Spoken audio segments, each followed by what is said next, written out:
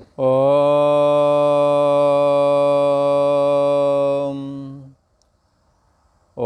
अखण्डमण्डलाकारं व्याप्तं येन चराचरं तत्पदं दर्शितं येन तस्मै श्रीगुरवे नमः। योगेश्वर श्री कृष्ण भगवान की जय। ऐं सरस्वत्यै नमः। ओम। पूर्व का प्रसंग एक बार स्मरण करते हैं। पूर्व में यहाँ भगवान श्री कृष्ण ने 13वें अध्याय में ये कहा था, कार्य करण कर्तृत्वे हेतु प्रकृति रुच्यते। तो कार्य कहते हैं पंच महाभूत, और करण कहते हैं साधन को। साधन है ज्ञान के, और कर्म के साधन है 5 ज्ञानेंद्रियां, और ज्ञान के साधन है 5 ज्ञानेंद्रियां, और कर्म के साधन है 5 कर्मेंद्रियां। 5 कर्मेंद्रियों के द्वारा कर्म करते हैं और ज्ञानेंद्रियों के द्वारा ज्ञान करते हैं। जैसे सामने कौन खड़ा है, चक्षु ने देखा, चक्षु अर्थात नेत्र ने, और कहा ये अमुक आदमी है, पहचान लिया। ज्ञान कैसे हुआ कि ये कौन आदमी है, कौन घर का है या बाहर का है, कौन है, ये चक्षु ने पहचान की। मन को पोज दिया, मन ने कहा ये अमुक आदमी है, ये तो हमारे दूर के रिश्तेदार हैं। खैर, ज्ञान चक्षु के द्वारा होता है। चक्षु पोज लेकर के मन को देता है, और मन इस बात को क्लियर करता है ये कौन आदमी है। इसी प्रकार से हाथ के द्वारा आपने कोई फल उठाया, और फल आपने उजाले में देखा, ये कौन है, ये फला फल है। तो हाथ के द्वारा काम किया। जितनी भी क्रियाएं, जैसे कहीं चलना है, पैर चल के जाएगा, तो ये करने वाले जो साधन हैं, जिनके द्वारा क्रिया होती है, वो 5 हैं। हमारे शरीर के अंदर वो 5 साधन हैं। पहला साधन तो वाणी ही है, कि जिसके द्वारा आप शब्द को क्रियान्वित करते हैं। और दूसरा हाथ, तीसरा पैर, और चौथा मूत्र का विसर्जन करते हैं। ग्रहण और त्याग, पानी पीना और पानी का त्याग, ये शारीरिक क्रिया है। इसी को भोजन करना और भोजन का त्याग, तो ये सब क्रियाएं हैं। ज्ञान है जिन्हों के द्वारा होता है, वो चक्षु है। श्रोत्र है अर्थात कान। त्वचा है जिसके द्वारा स्पर्श का ज्ञान करते हैं। रसना के द्वारा रस का ज्ञान करते हैं। और घ्राण अर्थात नाक के द्वारा गंध का ज्ञान करते हैं। भगवान श्री कृष्ण कहते हैं कि कार्य करण कर्तृत्वे पंच महाभूत कैसे बने हैं, तो प्रकृति के द्वारा बने हैं, प्रकृति के गुणों के द्वारा बने हैं। कार्य करण कर्तृत्वे हेतु प्रकृति ही उच्यते है। पंच महाभूतों की उत्पत्ति और जितने भी साधन हैं, 5 ज्ञानेंद्रियां, 5 कर्मेंद्रियां, इसी प्रकार प्राण भी हैं, और अंदर के हैं 4 मन बुद्धि चित्त अहंकार, जिनके द्वारा कोई भी वस्तु नेत्र जो देखता है और वो पोज अंदर देता है, तो चित्त उस पर चिंतन करता है, बुद्धि उसका निश्चय करके देती है, मन संकल्प विकल्प करता है, और अहम अस्मि करके अहंकार जो है ना वो एड़ी से चोटी तक वाले शरीर में मैं बुद्धि करता है। इसको कहते हैं अहम अस्मि। मन बुद्धि चित्त अहंकार, इसी को कहते हैं। तो इनकी उत्पत्ति में कारण कौन है? तो बताया प्रकृति है। और पुरुष जो है परम ब्रह्म परमात्मा जब इनसे संसर्ग करता है तो क्या होता है? इनका भोक्ता बन जाता है। जैसे नेत्र ने देखा, और मैं शब्द का अर्थ आत्मा है, ब्रह्म है, पर कहते क्या है? मैंने देखा। देखा तो नेत्र ने, कहते क्या है? मैंने देखा। तो रूप देखने का भोक्ता कौन बन गया? रूप का भोक्ता कौन बन गया? पुरुषः। ये पुरुष जो है अनुकूल रूप देखेगा, सुखी हो जाएगा, प्रतिकूल रूप देखेगा, दुखी हो जाएगा। अनुकूल शब्द कान के द्वारा सुनेगा, कान से जोड़ करके तो सुखी होवेगा, प्रतिकूल शब्द अपमानजनक सुनेगा, दुखी होवेगा। पुरुषा सुख दुखा नाम, ये चैतन्य सत्ता जब ये जुड़ जाती है इससे शरीर मन इंद्रिय आदि से, तो उसका भोक्ता बन जाता है। शब्द का भोक्ता, रूप का भोक्ता, स्पर्श का भोक्ता। सड़क पर जा रहे, कोई चीज़ दिख गई, ना देखना चाहते तो भी दिख गई, और उस पर विचार भी करने लगी, ऐसा ही वैसा। तो क्या है? आपने रूप का भोग कर लिया यदि ऐसा हो गया, और किसी ने शब्द सुनाया, उस पर दुखी सुखी हो गए, शब्द का भोग हो गया। स्पर्श का सुख यदि आपको अच्छा लगता है या खराब लगता है, तो त्वचा इंद्री ने आपको जो अनुभव किया है उसका भोक्ता बन गए। मैंने स्पर्श किया, ऐसा बोलते हैं।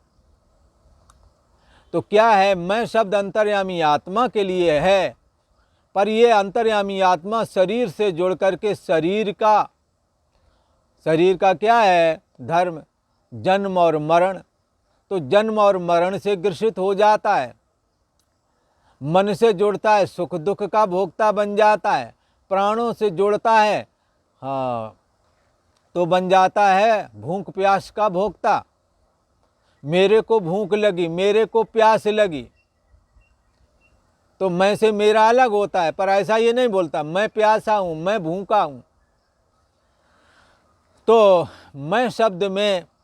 मैं शब्द अंतर्यामी आत्मा के लिए, अस्तित्व के लिए है, पर इस मैं में प्राण के धर्म आरोपण करके मैं भूखा प्यासा हूँ, ऐसा बोलते हैं। तो क्या है? ये प्रकृति में स्थित पुरुष ही भोक्ता बनता है। पुरुषः प्रकृतिस्थो ही भुंगते। प्रकृति में स्थित पुरुष ही भोक्ता बनता है। कैसे भोक्ता बनता है? कारणम गुण संगोष्य, गुणों का संग। मन में यदि सतोगुणी वृत्ति होवेगी तो सतोगुण का जो फल है सुख और ज्ञान, ये इन दोनों का भोक्ता बन जाएगा। और यदि तुम्हारे अंदर रजोगुण है तो रजोगुण क्रियात्मक होता है और रागात्मक होता है, मोहात्मक होता है, आप इसके भोक्ता बन जाएंगे। यदि तमोगुण मन में आ गया है तो काम क्रोध के भोक्ता आप बन सकते हैं। मादक पदार्थों का सेवन करने वाले मादक द्रव्यों का भोक्ता आप बन सकते हैं। कारणम गुण संगोष, त्रिगुणात्मक जो प्रकृति है, जो उसने अपने को विघटित किया, उसी से अणु से भी अत्यंत सूक्ष्म मन बना है। और ये मन भी त्रिगुणात्मक ही है। कभी इसमें सतोगुण होता है, कभी इसमें रजोगुण होता है, तो कभी इसमें तमोगुण होता है। ऐसे जो त्रिगुणात्मक वृत्ति विशेष वाला जो ये मन है, उससे जब ये पुरुष अर्थात चैतन्य सत्ता जब संसर्ग करती है अर्थात जुड़ती है, कैसे जुड़ जाती है? मन का खड़ा होना ही चैतन्य सत्ता का जुड़ना है। जैसे कहीं कांच का शीशा पड़ा हो, सूर्य के प्रतिबिंबित होने का यही कारण है। सूर्य वहाँ प्रतिबिंबित हो ही जाता है ना चाहते हुए, जहाँ कांच का शीशा पड़ा होता है। बंधुओं, जहाँ मन बुद्धि चित्त अहंकार हैं, वहाँ पर चैतन्य सत्ता ना चाहते हुए भी संसर्ग वाली हो ही जाती है, प्रतिबिंबित हो ही जाती है। और जिसके संसर्ग में ये चैतन्य सत्ता आती है, चैतन्य सत्ता खुद तो निर्दोष और सम है, पर जिससे ये संसर्ग करती है वो मन बुद्धि चित्त अहंकार इंद्रियां शरीर ये दोष वाले और विषम हैं। इन दोष वाले और विषम शरीर इंद्रियां मन बुद्धि की जो त्रिगुणात्मक वृत्तियां हैं वही इनके धर्म कहलाते हैं। उनके द्वारा उनके दोष और उनकी विषमता चैतन्य आत्मा में न होने पर भी दिखने लगती है। जैसे कांच के शीशे के सम्मुख लाल फूल यदि रख दें तो कांच में लालिमा दिखती है ना होते हुए भी, जैसे उसी प्रकार से चैतन्य सत्ता में विषमता और काम क्रोध लोभ आदि दोष ना होते हुए भी जब ये चैतन्य सत्ता शरीर मन इंद्रिय आदि से संसर्गवान होती है तो इस चैतन्य सत्ता में भी ये दोष दिखने लगते हैं। और ये पुरुष कहता है मैं कामी हूँ, मैं क्रोधी हूँ, मैं लोभी हूँ, मैं भूखा हूँ, मैं प्यासा हूँ, मैं सुखी हूँ, मैं दुखी हूँ। ये मन के धर्म, भूखा प्यासा हूँ प्राण के धर्म, इनकी अभिव्यक्ति आकर के मन में होने लगी। इनकी अभिव्यक्ति आकर के चैतन्य सत्ता में होने लगी, मन में नहीं। मन में तो ये हैं ही। मन में रहने वाले इस विषमता और दोष, मन में रहने वाली विषमता तथा काम क्रोध लोभ मद मात्सर आदि दोषों की अभिव्यक्ति मैं में आ गई है। हमने क्या करना है? अपने को इनसे अलग करना है। भगवान श्री कृष्ण कहते हैं प्रकृति आत्मक जो त्रिगुणात्मक ये मन है,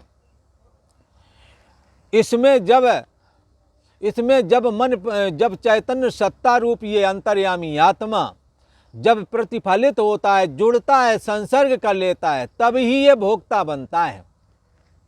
इससे पहले ये भोक्ता नहीं है। यदि इससे असंग हो जाए तो भोक्तापने की निवृत्ति हो जाती है। अर्थात शरीर का भोग जन्म और मरण, फिर इसका जन्म मरण नहीं रह जाएगा यदि ये असंग हो जाए। इसीलिए ऋषियों ने कहा, पूर्व के तत्वज्ञानियों ने कहा, देहा अभिमाने गलते। देह तो ईश्वर ने दिया है और ईश्वर इसे ले भी लेगा समय पर। इसलिए देह को मत त्यागो, देहा अभिमान का त्याग कर दो। जैसे किसी ने काले सर्प को मत मारो, उसके जहर वाले दांत तोड़ दो। बस सर्प अब हमें खतरे वाला नहीं रह गया, बल्कि सर्प पालने वाले सर्प को दिखा करके अपनी रोजी रोटी भी कमाते हैं। तो क्या है कि हमें प्रकृति से असंग होना है, हमारा भोक्ता भाव निवृत्त हो जाएगा। यदि शरीर से असंग हो गए अर्थात देहाभिमान को गलित कर सके तो उसके लिए कहा है, यत्र यत्र मनोयाति तत्र तत्र समाधया। देहाभिमाने गलित, यदि देहाभिमान को गलित कर लोगे तो। इसी प्रकार से परिच्छिन्न व्यक्तित्वपना रूप मन से अपने को असंग करके ये मन मैं नहीं हूँ, ऐसा करके दृढ़तापूर्वक स्वीकारोगे तो मन के अनुकूल प्रतिकूल परिस्थिति में सुखी और दुखी होने पर आप सुखी दुखी नहीं होवेंगे, सम हो जाएंगे। तो आपका जो स्वरूप निर्दोष और सम है वो विषम और दोष वाला होने से बच जाएगा। और यदि तुमने बुद्धि से भी असंग कर लिया तो बुद्धि का होना ना होना भी तुम्हारे द्वारा जाना जाएगा। फिर जिसके द्वारा जाना गया को देवा, ये कौन सा देव है? यही परम ब्रह्म परमात्मा है। तद ब्रह्म तद विजिज्ञासु, यही ब्रह्म है, इसी को जानना चाहिए। यही भगवान श्री कृष्ण का अंतर्यामी स्वरूप है। यही सभी देवी देवताओं का यही स्वरूप कहलाता है। यही चैतन्य सत्ता सभी देवी देवताओं का अपना निज स्वरूप कहलाता है। तो किसी ने कहा, महाराज ये जो प्रकृति के गुण हैं ये तीनों मन में रहते हैं। बोले हाँ। तो तीनों एक साथ कर प्रकट होते हैं कि अलग अलग प्रकट होते हैं, क्रम से प्रकट होते हैं, कैसे होते हैं? तो ऐसा कहते हैं कि एक जगह पर का ये नवग्रह वाला है ना, ये 9 ग्रह हैं। कौन कौन है? और राहु केतु और 7 ये दिन सोमवार, सोम, मंगल, बुध, शुक्र, शनि, रवि और राहु और केतु, नवग्रह हो गए ये। जब वर्ष की शुरुआत होती है तो इन्हें 9 में से एक राजा बन जाता है और एक मंत्री बन जाते हैं। सारा इन्हीं में से एक राजा कोई न कोई हर वर्ष बनता है और इन्हीं में से कोई न कोई मंत्री बनता है। जैसे मान लो सोम का मतलब चंद्रमा, जैसे चंद्रमा मान लो राजा है तो मंगल मंत्री बन गया, बाकी और सब दूसरे अपने अपने पद ले लेंगे। फिर अगले साल पता लगा मंगल राजा बन रहा है तो चंद्रमा मंत्री बन जाएगा। फिर पता लगा शुक्र राजा बन रहा है, शुक्र, तो बाकी उनमें से कोई एक मंत्री बनेगा। होता है क्या है, जो राजा बनेगा उसकी सारे लोग आदर करेंगे, उसकी आज्ञा का पालन करेंगे। 9 ग्रह में जो राजा बनेगा वो प्रधान कहलाएगा। इन तीनों गुणों में भी कुछ ऐसा ही है। जब मन में सतोगुण बलवान होता है तो वो सतोगुण राजा बन जाता है और तमोगुण रजोगुण को दबा करके सतोगुण ही उस समय हर समय विद्यमान रहता है। उदाहरण के लिए जिन्होंने धार्मिक जीवन जिया है, निष्काम भाव से सेवा शुश्रूषा आदि किया है, उनके जीवन में सतोगुण विकसित होता है। यज्ञ दान तप किया है, भगवान की लीला कथाएं श्रवण की हैं, गीता भागवत उपनिषद का श्रवण किया है, व्रत उपवास किए हैं, ऐसे लोगों के अंदर सतोगुण जाग जाता है। ऐसे लोगों के अंदर निष्कामता जाग जाती है। ऐसे लोगों के अंदर ज्ञान वैराग्य जाग जाता है और वे उसी तरह के कार्य भी तब करने लगते हैं। कई लोगों के अंदर सतोगुण जब जागा, ज्ञान वैराग्य जागा, तो उन्होंने अपने जीवन में बड़े भारी परिवर्तन कर लिए, क्योंकि सतोगुण में ही परिवर्तन होता है। गंदे कर्मों से छुटकारा सतोगुण दिलाता है। तो उन्होंने जो मांस आदि भक्षण करते थे, उन्होंने कहा अब हम मांस आदि भक्षण नहीं करेंगे, हम केवल शुद्ध वेजिटेबल, ये अन्न जल का ही शुद्ध अन्न जल को ही ग्रहण करेंगे। धीरे धीरे मांस भक्षी से शाकाहारी हो गए। शाकाहारी होने के बाद कई व्रत आ गए, जैसे ये नवरात्रि इस समय चल रहे, तो नवरात्रि व्रत कर लिया, फलाहार में रह गए। एकादशी कर लिया, रामनवमी कर लिया, महाशिवरात्रि कर लिया, ऐसा करके ये शतोगुणी हो गए और तीर्थ यात्रा जाने लगे। पहले मन चले लोगों की संगत में बैठा करते थे, इधर उधर की बात करते थे, अब साधु संगत में बैठते हैं। अब प्रवचन आदि जो साधु संतों के आते हैं उनको श्रवण करते हैं। अपने जीवन को बहिर्मुखता से हटा लिया। ये सब कब होता है? जब ये सतोगुण में वृद्धि होती है और जब सतोगुण के ज्ञान वैराग आपके सफल होने लगें, उसमें आप कामयाब होने लगें, तो उस समय ऐसा समझना कि हमारे मन के अंदर इस समय प्रधानता के तौर पर सतोगुण विद्यमान है। रजोगुण और तमोगुण अभी दबे हुए हैं, ये खत्म नहीं होते, कम ज़्यादा हो जाते हैं। इसलिए सतोगुण बढ़ा हुआ है, रजोगुण और तमोगुण ह्रस्व हो गए हैं, लघुता को प्राप्त हो गए हैं, अर्थात सूक्ष्मता को प्राप्त हो गए हैं, अर्थात अत्यंत कम हो गए हैं, इसलिए वो दिख नहीं रहे। फिर क्या होता है? इसी प्रकार जब रजोगुण की वृद्धि हो और जब आपके जीवन में मोह बढ़ने लगे और आसक्ति बढ़ने लगे और काम करने में, घर गृहस्थी के कार्य संपादन करने में अत्यधिक रुचि होने की वजह से आप दिन रात काम में लगे रहते हैं।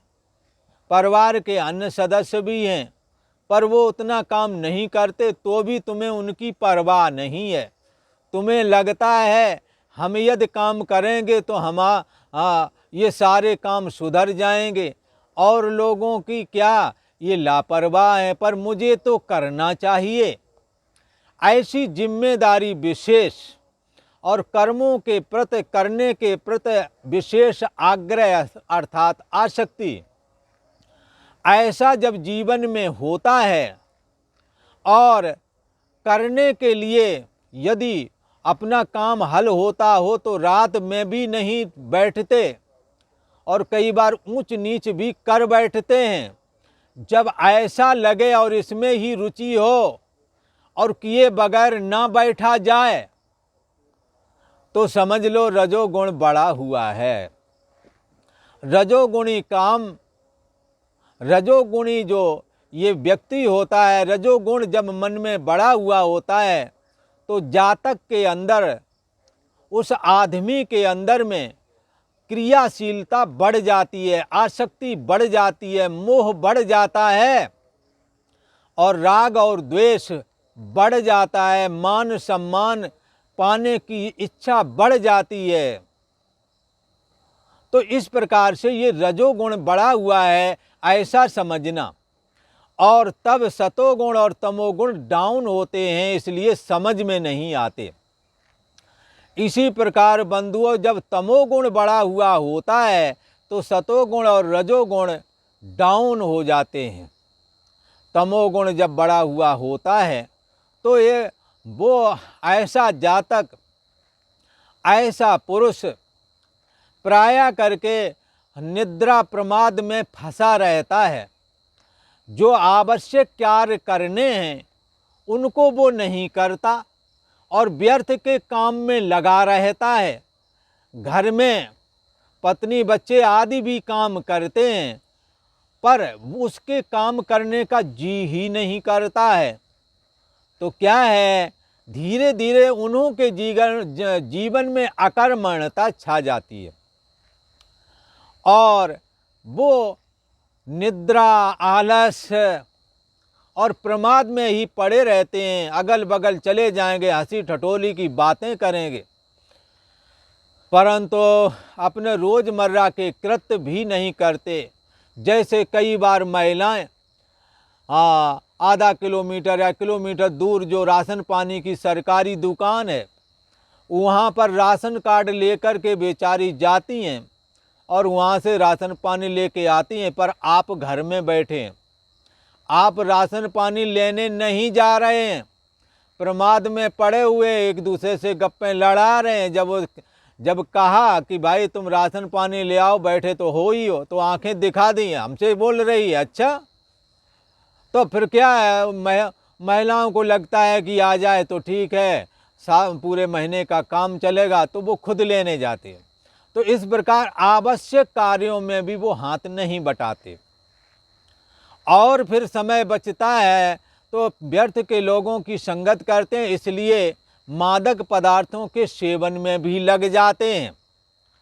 तो जब ऐसी स्थिति हो, नशा पत्ती में लग जाएं और झगड़ा झंझट आदि में लग जाएं, जब ऐसी वृत्ति ही पूरे दिन भर आपकी चलती रहे और कुछ अच्छा काम करने का भी जी नहीं करता, भगवान का भजन साधन भजन और भक्ति तो बिल्कुल मन ही नहीं जाता।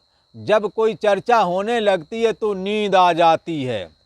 तुलसी पिछले पापवश हरि चर्चा न सुहाए। और कोई निंदा चुगली यदि करने लगे तो शाम को शुरू हो जाए तो रात निकाल देंगे। तो ये सब क्या है, इस समय तमोगुण बढ़ा हुआ है और रजोगुण और सतोगुण डाउन हो गया है। कलयुग के विषय में भी ऐसा ही कहा गया है। क्या कहते हैं रामचरितमानस में? रामचरितमानस में कहते हैं कि तामस बहुत रजोगुण थोड़ा, कलि प्रभाव विरोध चौं ओरा। कलयुग के समय में समाज के अंदर में रजोगुण और तमोगुण बढ़ जाता है, सतोगुण का नामो निशान नहीं रहता है। तमोगुण अधिक होता है, रजोगुण थोड़ा होता है, सतोगुण का नामो निशान नहीं। नतीजा क्या निकलता है, समाज में हर प्राणी एक दूसरे से जलता है, एक दूसरे का विरोध करता है। भाई भाई एक जगह नहीं बैठ पाते, अपनी बहनों को नहीं बुलाएंगे, अब बगल वाली पड़ोसियों को सारे नेक नीचावर दिखा दिखा करके करेंगे, खूब बुलाएंगे, खूब सत्कार करेंगे, पर अपने वाले को नहीं। कलि प्रभाव विरोध चौं ओरा, चारों ओर विरोध। समय पाकर के वो जो जोड़े थे ना जलाने के लिए, वो छोड़ के चले जाते हैं। फिर पता लगा बच्चे भी पढ़ लिख करके कहीं सर्विस करने चले जाते हैं, फिर ये लोग घर में अकेले रह जाते हैं। पता लगा राम राम सत्य हो गए और बॉडी के पीछे भी अंतिम समय में भी कोई साथ चलने वाला नहीं दिखता। ये कलि प्रभाव विरोध चौं ओरा, ये कलयुग में ऐसी स्थिति समाज में बन जाती है जो कि आज हमें आपको प्रत्यक्ष देखने को मिल भी रही है।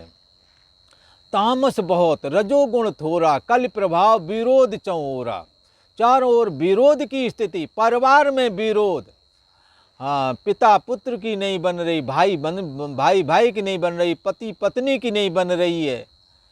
हाँ, जैसे तैसे गुजारा हो रहा है, पर सड़क पे आएंगे तो मेकअप करके जरूर प्यार मोहब्बत का इजहार करते हुए जाएंगे, ताकि समाज में और जो और भी सड़क पे जा रहे हैं वो तुम्हारे को देख करके कुछ छाती जलाएं। हाँ, पर घर में जा कर के लड़ जाएंगे। ये क्या है, लड़ाई झगड़ा करते हैं घर में, बाहर जा कर के मेकअप करके प्रेम मोहब्बत दिखाते हैं। ये सब क्या है, कलि प्रभाव। ये तमोगुण अधिक बढ़ गया है और रजोगुण भी थोड़ा, तमोगुण अधिक है। ऐसा जब हो तो समझना चाहिए कि चित्त में अब तमोगुण बढ़ गया है, हमें इससे हटना चाहिए, हमें सतोगुण को जगाने की कोशिश करना चाहिए। कैसे जगेगा, एक दूसरे के प्रति सहानुभूतिपूर्ण बर्ताव करें, एक दूसरे का दिल रखें, ऐसा कुछ करें, एक दूसरे के काम में आवें, कोई भी कर्म करें बदले की इच्छा ना रखें, सह दुख शिकवा न करें। थोड़ी परेशानी तो आएगी, पर ये प्रयोग करके देखो, सफल होगा, इसके परिणाम बड़े सुखद हैं। हाँ, तो क्या है, भगवान श्री कृष्ण ने कहा, अर्जुन ये तुम्हारे मन में ये चलता रहता है, इसलिए भगवान श्री कृष्ण ने इस 10वें श्लोक में 14वें अध्याय के अंदर ये बात कही है। रजस्तमश्चाबभूया सत्वं भवति भारत, रजा सत्वं तमश्चैव तमः सत्वं रजस्तथा। भगवान श्री कृष्ण कहते हैं अर्जुन, ये जो रजोगुण है, ये रजोगुण कैसा है? क्रियात्मक है। और तमोगुण जो है ये कैसा है? तो ये कैसा है? प्रमादी है। और सतोगुण कैसा है? विशुद्ध सतोगुण सुख पैदा करता है। हे अर्जुन, रजोगुण और तमोगुण को दबा करके सतोगुण बलवान हो जाता है और फिर सतोगुण राजा की तरह कार्य करता है। फिर जीवन में सतोगुण ही काम करता है। तीर्थ यात्रा जाएंगे, सेवा शुश्रूषा में रुचि होगी, लगेगा, दिल में आएगा मैं किसके काम आ जाऊं, मैं पढ़ा सकता हूं तो लगता है बच्चों को पढ़ा दूं। जैसे एक कानपुर में मिले थे, वो गरीब बच्चों को पढ़ा देते थे। कहते अब तो हमारे कुछ होता ना, हम गरीब बच्चों से फीस नहीं लेते। तो क्या है, ये भी एक उपकार है। और इस सतोगुण के बढ़ने पर ये अच्छे अच्छे काम होने लगते हैं। तो सतोगुण कब ये ऐसा कर पाता है? ये रजोगुण और तमोगुण को जब दबा लेता है, तब सतोगुणी ये क्रियाएं चालू होते हैं। हे अर्जुन, रजोगुण और तमोगुण को दबा करके सतोगुण अपना कार्य संपादन करता है और तमोगुण को दबाकर रजोगुण, जब कहते हैं तमोगुण को रजोगुण दबा करके, तमोगुण को दबाकर रजोगुण वैसे ही करता जैसे वो पहले वाली प्रक्रिया बताई नहीं। जब रजोगुण होगा तो तमोगुण और सतोगुण को दबा देगा, और जब रजोगुण होगा तो तमोगुण सतोगुण को, और ये तीनों का ये क्रम लगा रहता है। रजोगुण बलवान होगा, सतोगुण रजोगुण को, तमोगुण होगा, तो इसी प्रकार क्रम से एक दूसरे को दबाते चलते हैं। अर्जुन से कहते हैं भगवान श्री कृष्ण, हे अर्जुन, रजोगुण और तमोगुण को दबा करके सतोगुण बलवान होता है, अपना क्रियाकलाप अंतःकरण में फैला लेता है। और तमोगुण को दबा करके रजोगुण जब बढ़ेगा तो क्या करेगा? तमोगुण सतोगुण को दबाएगा। तो तमोगुण को दबा करके रजोगुण बलवान हो जाता है। वैसे ही सतोगुण रजोगुण को दबा करके तमोगुण बढ़ता जाता है। जब एक जैसे रजोगुण होगा तो बाकी दो दब जाएंगे। तमोगुण रजोगुण होगा तो दो गुणों को दबाएगा, स्वयं बलवान होकर के अपना विस्तार करेगा अंतःकरण में। और तमोगुण होगा तो सतोगुण रजोगुण, तो तीनों गुणों में इस तरह से ये लगा रहता है। हे अर्जुन, रजोगुण और तमोगुण को दबा करके सतोगुण और रजोगुण को, सतोगुण और तमोगुण को दबा करके रजोगुण बलवान हो जाता है। और वैसे ही सतोगुण और रजोगुण को दबा करके तमोगुण बलवान हो जाता है। और जो बलवान होता है वही अंतःकरण में अपना विस्तार करना चालू कर देता है। ऐसा कहा। एक बार और इसको समझ लें। रजस्तमश्चावभूय सत्वं भवति भारत, रजा सत्वं तमश्चैव तमः सत्वं रजस्तथा।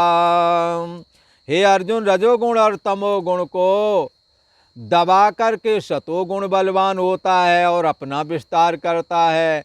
सतोगुण और तमोगुण को दबा करके रजोगुण बलवान होता है, फिर अपना विस्तार करता है अंतःकरण में। और वैसे ही सतोगुण और रजोगुण को दबा करके तमोगुण बलवान होता है और फिर वह अंतःकरण में अपना विस्तार करता है और वैसी ही क्रियाएं होने लगती हैं। और आज इतना ही। ओम शांति शांति शांति।